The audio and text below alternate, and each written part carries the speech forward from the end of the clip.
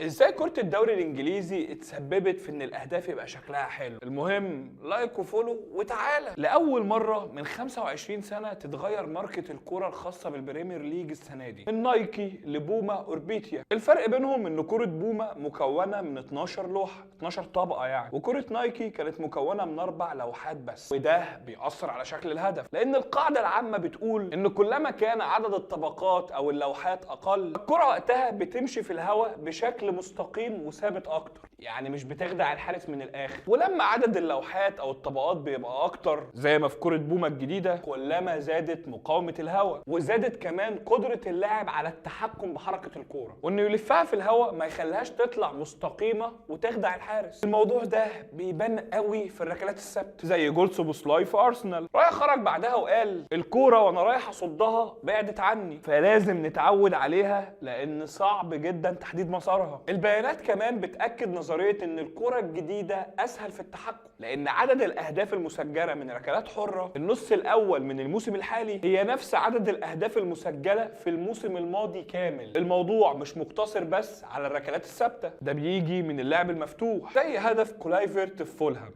ضرب الكرة من فوق خلاها تلف وتنزل فجأة في الجول، وده اتكرر في اهداف كتير في الموسم ده. قول لي بقى هدف منهم عجبك؟